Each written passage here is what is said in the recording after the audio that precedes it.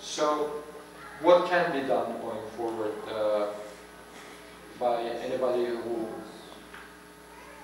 would like that these things never happen again?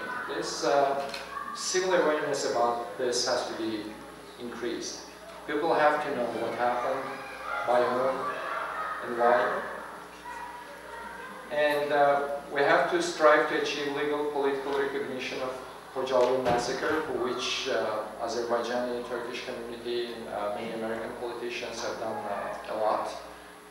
We know that many states and the congresses have adopted resolutions on this subject, as well as some other countries as well. And eventually the people responsible for the massacre have to be prosecuted. And interestingly, I made this point some time ago, and you know, just in last year, since last anniversary of Hoджалы events, we've seen what has happened in Ukraine. And it is the same scenario that has been developed in Azerbaijan, in Nagorno-Karabakh, by Armenians together with the Russian politicians. It's a type of hybrid war, it's ethnic cleansing, it's creating frozen conflict area to create a constant pressure point, and not allow any of these countries to move towards West, towards progress, development, and so on. As much as Azerbaijan would like to be a vocal supporter of West, and which we still do, but we have this pressure point of Nagorno-Karabakh and 20% of area occupied, and we cannot do much. We would be probably welcome into process to integrate into EU, but we are freezing the process. We're not starting this because we know that this conflict can be open anytime. And you can see the same in Ukraine. Crimea was occupied using similar tactics. The regiment they already had there in a sleeping mode that got activated at the needed time. The atrocities they are committing in the east part of Ukraine, with the Donetsk and Luhansk areas occupied currently, parts of them.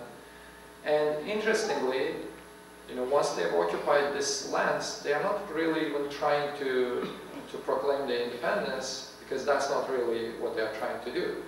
They are trying to create a frozen conflict.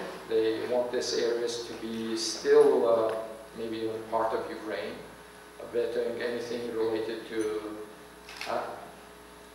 being part of EU, Western world, NATO. And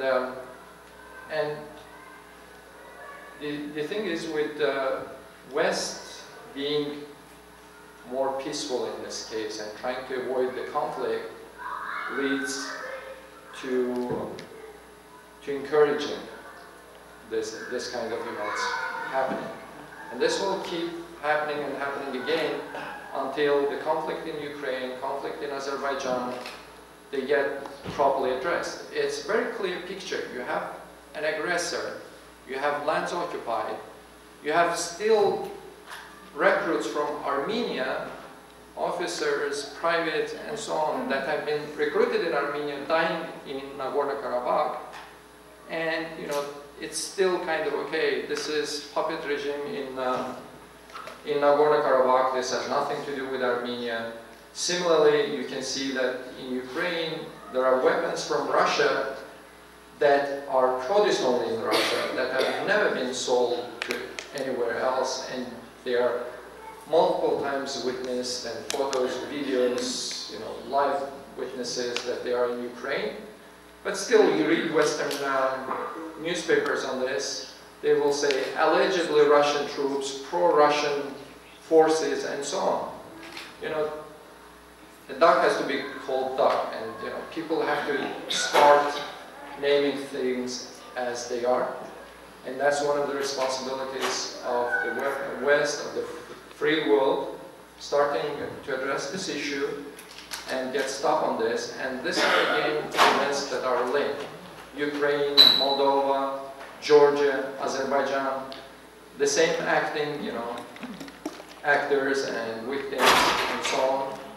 And if these events start being addressed, that will be what the world needs for peace. And amazingly, if you look at after the World War II, this would be the only times when any country have tried to reshape the map. So, and that started with Armenia trying to reshape the map of Azerbaijan. If there would have been a proper reaction at the time, we wouldn't be seeing any of this. And you know, interestingly, people in Armenia or in Russia very often will say, well, look at the US, they get their troops into Iraq, Afghanistan, why are they allowed and we are not allowed?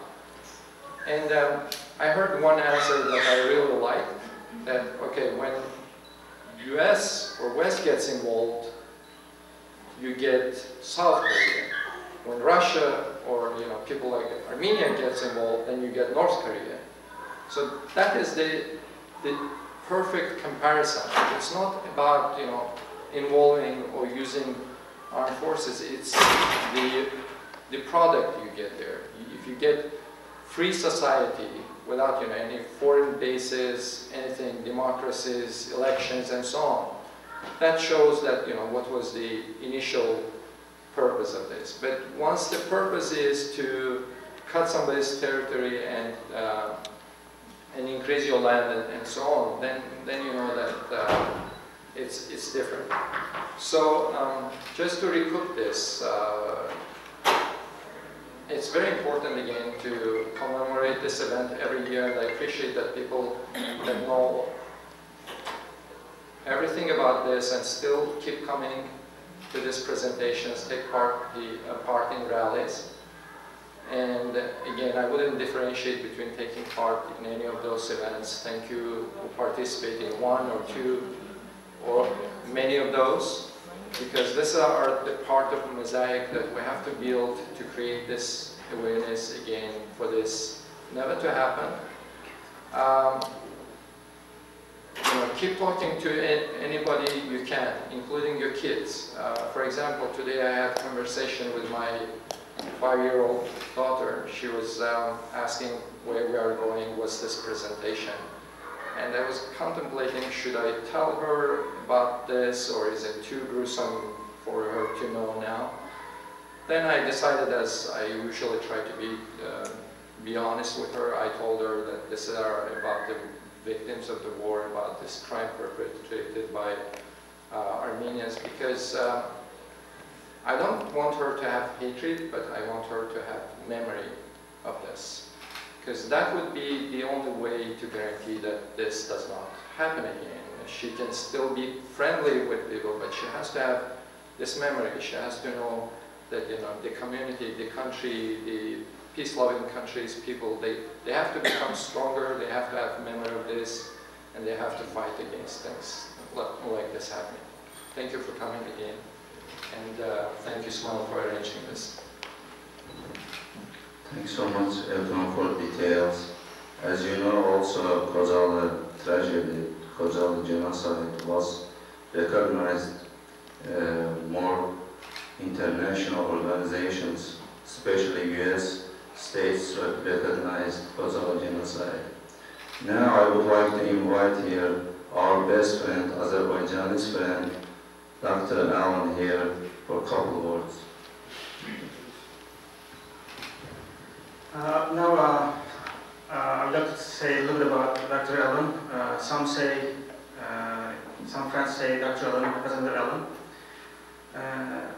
Representative Ellen, prior to being elected to Texas State House, she served at the Texas Board of Education for about 10 years. And as I said, some friends, they call her Dr. Ellen because she received her PhD from University of Hьюстон, from Department of Education, Curriculum and Instruction Department. Dr. Ellen was elected to Texas State House, Representative House in 2004. and she's married with 2 children and grandparent of 5 children. Please join me in welcoming Dr. Ellen.